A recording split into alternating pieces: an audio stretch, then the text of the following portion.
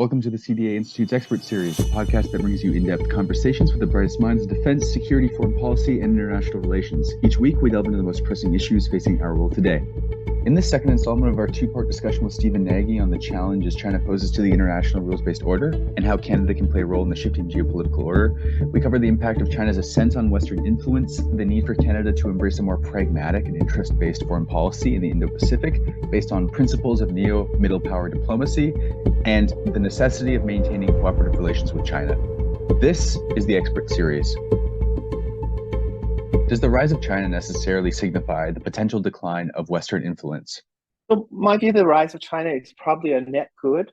It's a net good because what we've done is the Chinese government has transitioned 500, 600 million people out of utter poverty into a position where they can start to consume and produce goods. And we benefit directly as Canadians for that, as Westerners for that.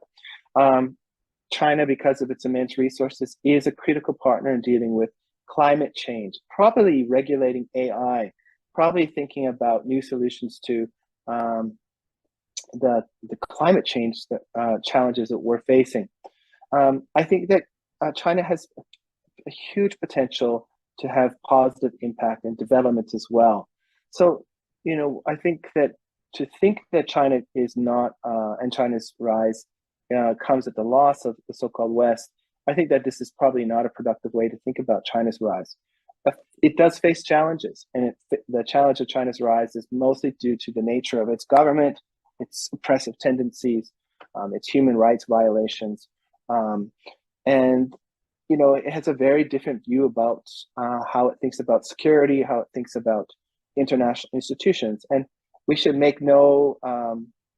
not mince our words. It wants to change international institutions so they're less rules-based.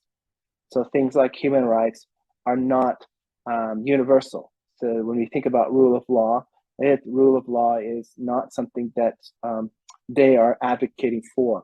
They advocate for rule by law. So I think that there is some huge benefits from China's rise. There's some real challenges of China's rise. And this is less to do with the decline of the West, but the rise of the West, or the rest. And this is really important. It's the so-called post-World War II order that has allowed the rest to rise, to be more prosperous, to be more stable, to be able to feed and deal with food security issues. So in a sense, the rise of the rest has been because of the so-called West. And I think that this is an important thing for us to continue to focus on as we advocate for the current system that we enjoy. What kind of international actor should Canada be? What kind of international actor are we at present? Is it too late for us to play a substantive role in shaping the global order in the medium term? And building off that, how do we face up to the geopolitical realities of today? I'm not going to say what I think of Canada. I would like to emphasize how I think some of our allies and friends may be thinking about Canada as a global player. And what we often hear is from friends in the region is Canada has a decadent foreign policy, that it's a little bit detached from the region's priorities, and that it doesn't have the expertise that it needs to engage in the region in a sustained, meaningful, and results-oriented way. And I think that this is a really, really interesting contrast for us to think about from, let's say, the Japanese and the Australians that I think have moved away from normative approaches to middle power diplomacy, so focusing on human rights and human security, the right to protect kinds of issues in countries. And they've really moved towards a very pragmatic, realist-based or interest-based approach to how they engage in the region. So that's a non-zero-sum approach. Is this the way Canada should go? I personally think this is the way that Canada should go. We need to be thinking about what does the region want? What are the comparative advantages that we can deploy in the region? And here I mentioned energy security and critical mineral security as key areas, or trade advocacy. I think that these are things that the region wants and that would make Canada have an impactful, stable, sustainable, and meaningful role that not only benefits the region, but benefits Canada and Canadians and our national interests. I often hear criticisms about some of the more value-laden policies within the region, and I think this continues to be a problem. I think the progressive policy we have back at home are great, and I'm very wedded to them personally. But I think that they don't fly very well in the region because they have serious security problems, and that is their priority. So maybe that Canada needs to listen to some of the voices of those the regional players, and again think about what does the region want, what are the kinds of interests that we need to secure in the region, and what resources we need to deploy.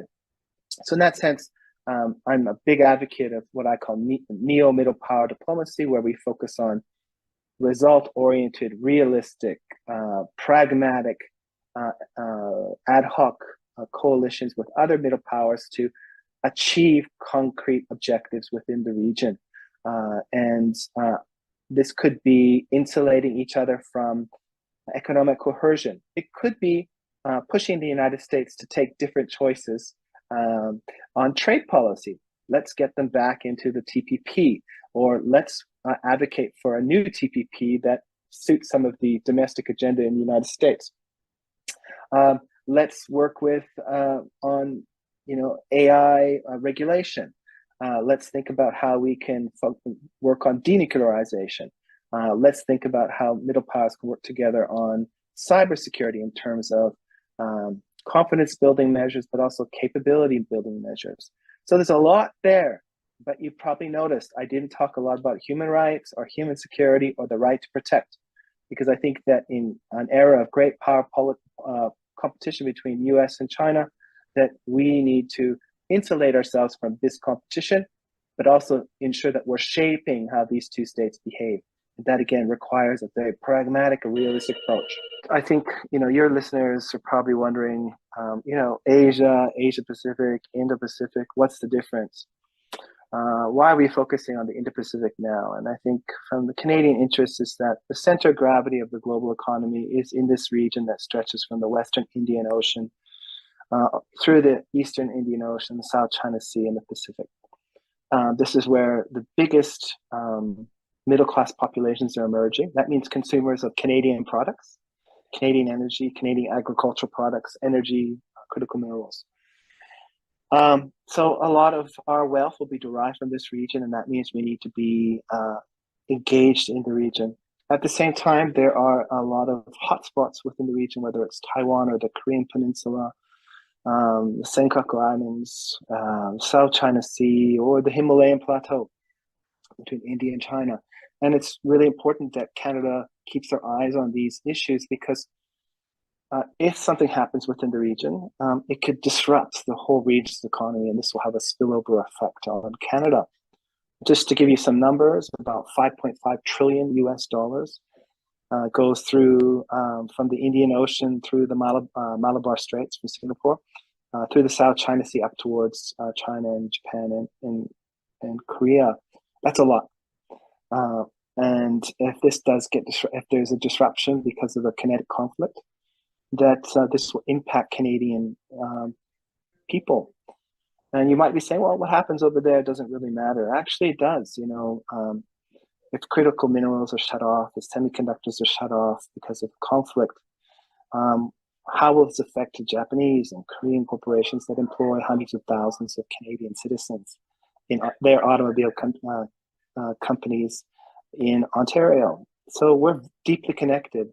And I think that Canadians need to learn and have a much better understanding about the Indo-Pacific region and what it means for Canadians, how our national interests are wedded to the region, and how we need to continue to invest in the region. Is Canada willing to risk economic and diplomatic fallout by taking a principled stand against China's reunification efforts, potentially disrupting its own trade relationships and strategic partnerships? Can Canada effectively advocate for a peaceful resolution to the Taiwan question, while simultaneously benefiting from China's economic largesse and contributing to its rise?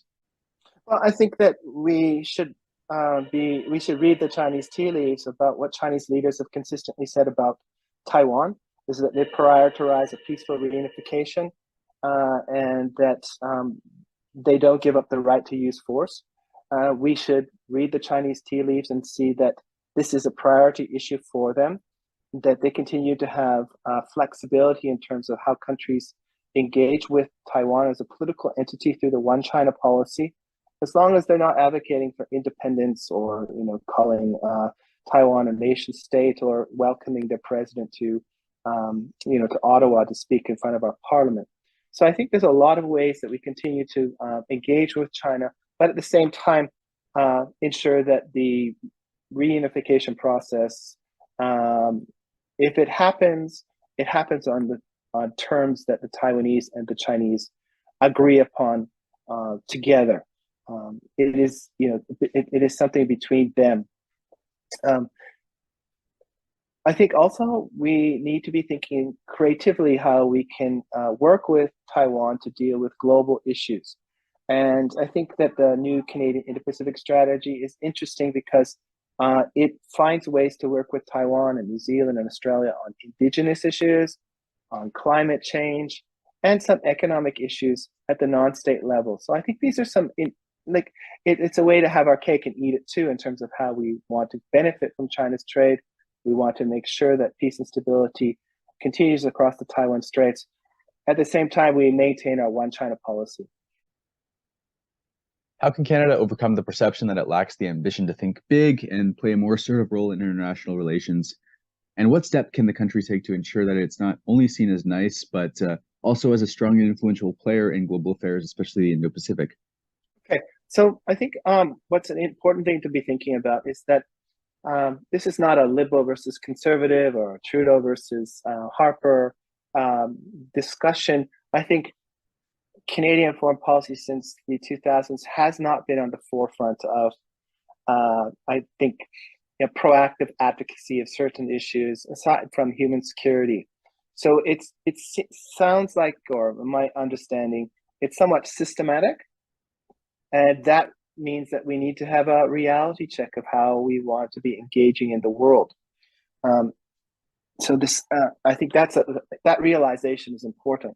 Second, an accounting of what kinds of resources we have and how do we want to deploy them to solve the issues that are facing Canada, but also I think the issues facing some of our partners. So let's do kind of a whirlwind approach. Ukraine is one. I think Taiwan is another issue. I think broader institutional paucity in the Indo-Pacific region, and maybe the Korean Peninsula and North Korea are some issues that I think Canada can provide some resources to. On the Ukrainian front, training, providing some arms to the Ukrainians are some key things that I think Canada can do to increase their credibility.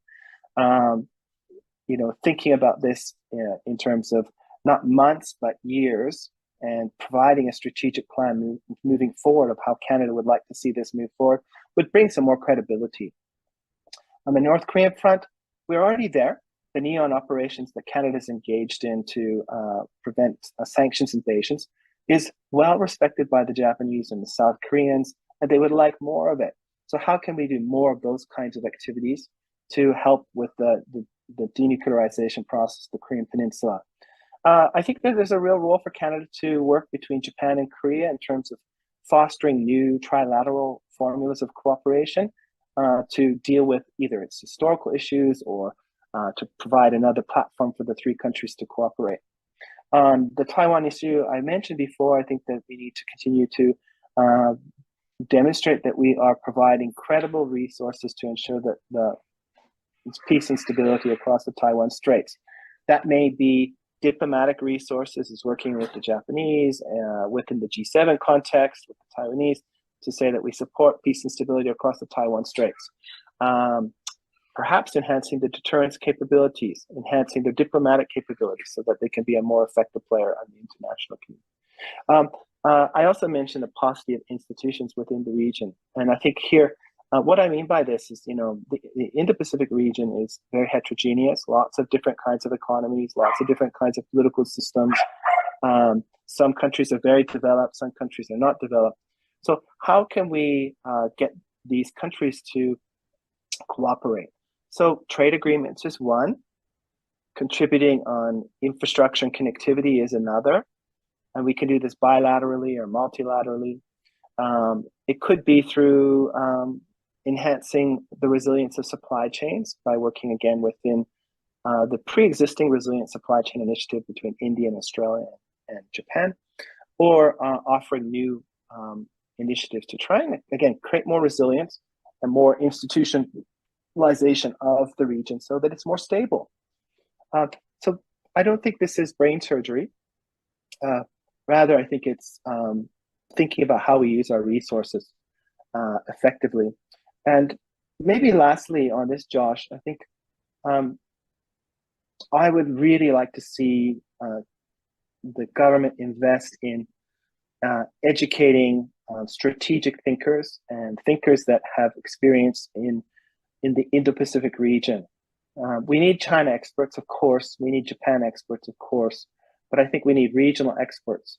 And this means investing in our universities and in programs that give language training, the opportunity to go study abroad, deep insight in terms of grand strategy and strategic thinking, great power politics, with an area studies approach.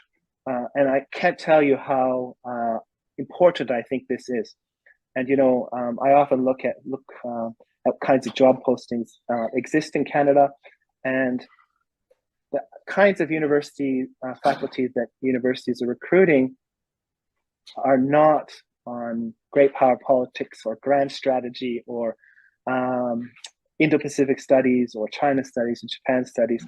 They are very, very, very culturally related. So the progressive cultural issues, which are important, but again, I don't think it's preparing Canada for this region when we don't have experts that can really engage not just in one country, but in the region at a regional level.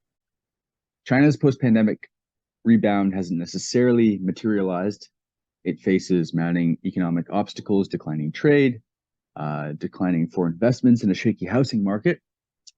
What are the ripple effects of a potentially faltering Chinese economy on Canada's economic well-being, especially considering supply chains, trade relationships, and socioeconomic impacts that can cascade through the international system? And how can Canada address the challenges this could pose to us? So you're right. China's facing some real serious economic headwinds. Some of them are structural, associated with demographic issues. And basically all the infrastructure that could have been built to create jobs can no longer sustain the economy. The property market is in real trouble. I think the COVID-19 policies, the zero COVID, has really fractured the confidence of ordinary Chinese citizens to be consumers, to invest. And as a result, the economy may be entering a long-term period of deflation. Deflation means they don't consume as much, property prices decrease, and this means that they may not be as active consumers of Canadian products, whether it's agricultural or otherwise. And this will impact, I think, the Canadian economy.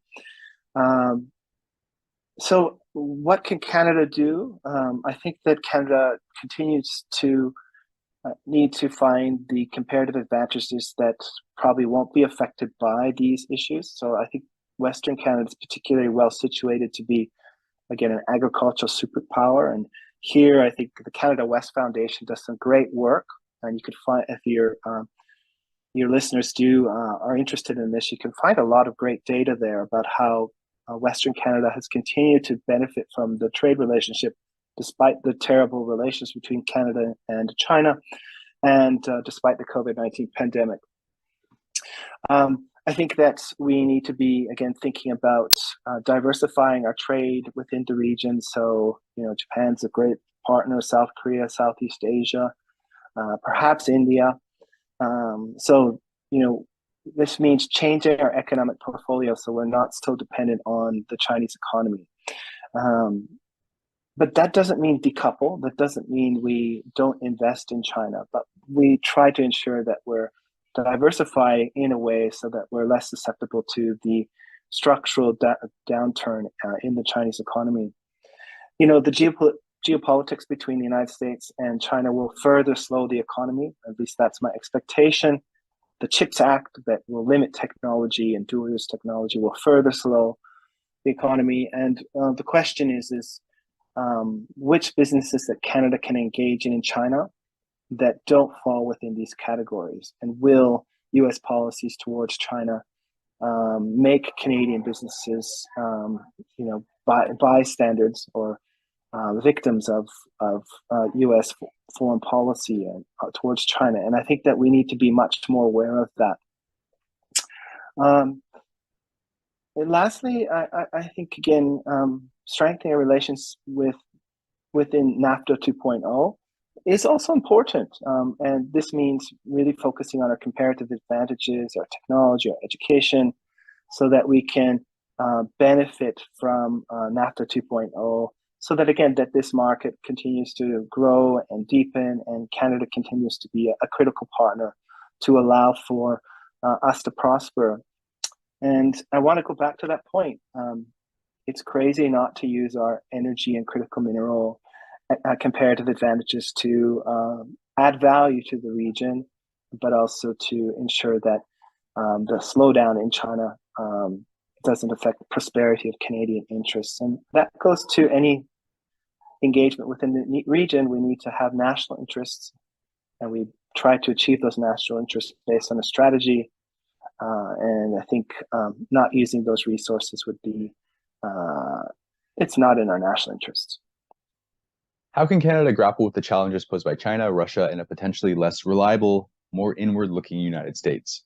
Well, they're different challenges, obviously. So I think that our approach needs to be different. And, there's a challenge to the relationship with China, the challenge to the relationship with Russia, and the challenge to the relationship with the United States.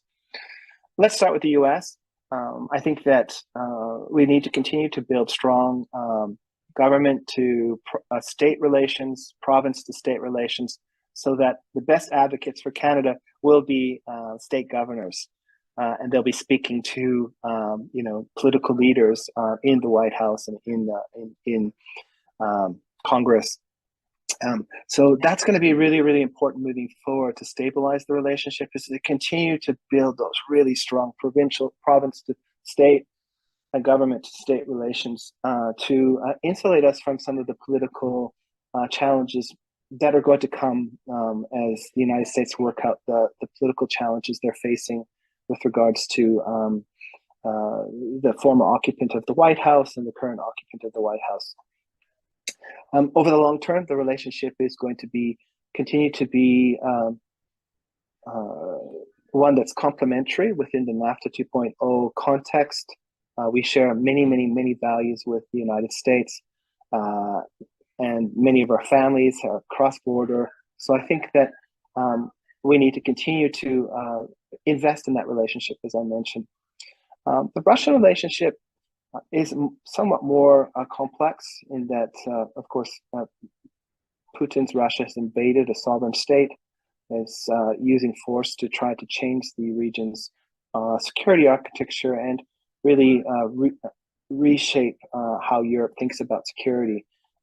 I think it's in Canada's interest to ensure that the EU remains robust, that the NATO continues to expand, and that it incorporates the Ukraine into NATO. And I'm saying this not so much from the point of defending Ukraine from Russia.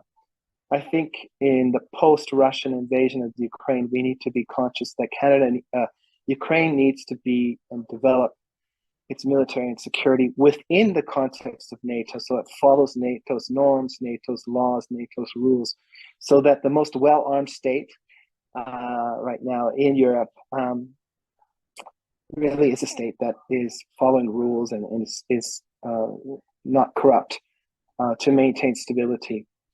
And dealing with Russia over the long term, we need to find a way to re-engage with Russia. It won't be under Putin. That's my observation. We need to find a way to work with it, incorporate it into the European family in some way, and to de-escalate the nationalism that has emerged in Russia. It's a long-term project, and we're going to have to work with Europe. And lastly, on the China front, it's been around for 2,000-3,000 years. It will be around for another 2,000 or 3,000 years. It's not going away. It's going to be the second largest economy, if it's not already the largest economy. And it's going to have a significant economic, diplomatic, and political sway. And we need to find ways to work with China and likely accept that it's going to be a one-party state for some time, and it will share very different political values. But that doesn't mean we don't find ways to constructively work with China when we can, but again, create resilience within our system so we're not susceptible to political interference campaigns, so that our Chinese Canadian citizens are not manipulated by political interference or WeChat misinformation campaigns. So it's a complex engagement process that will take government, but it will also take us working with like-minded countries and countries that have deep experience. And as I mentioned with the education comment earlier, we need to seriously invest in the skills of young people so that they can engage not only with China, but the region broadly, so that we're better able to negotiate the challenges of China moving forward. My final question of this marathon interview, Stephen, is it realistic to expect that cooperative and mutually beneficial economic relations can be maintained with China while also addressing concerns about political interference and coercive diplomacy? Well, I think that there's room for a public discussion about political interference in Canada, but it has to be done in a disciplined and open manner. At the same time, I think that as we try to address the issues of political interference, that we don't want to reveal all our cards, how we detected political interference, so that the Chinese know how we figured out how they did it, and then they change their tactics, and then they do it in a different way. So as we think about first addressing these issues, I think there's a place for the public discussion, but there's a place also for dealing this behind closed doors so that we can continue to have effective policies to identify these issues. We need to be mature in our approach and understand that a bilateral relationship of this magnitude has many dimensions, and that if we only focus on the one dimension, political interference, that we're going to lose salience in the other dimensions of the relationship. So that means that we find ways to isolate different aspects of the relationship so that they don't overlap with others. And this is extremely, extremely difficult. But I think that it's something that we continue to need to focus on. And again, I think that good ways to do this is to work in multilateral partnerships to demonstrate to China that these kinds of tactics will have consequences on China, whether they're economic or political, and that to try and discourage or de-incentivize using these tactics to shape our political system. There's no easy solution, but it's critical that we continue to try and find ways to deal with this. Well, Stephen, it has been an absolute pleasure. Thank you for being so generous with your time. It's been a privilege having you on, and I look forward to future engagements with you. So thank you.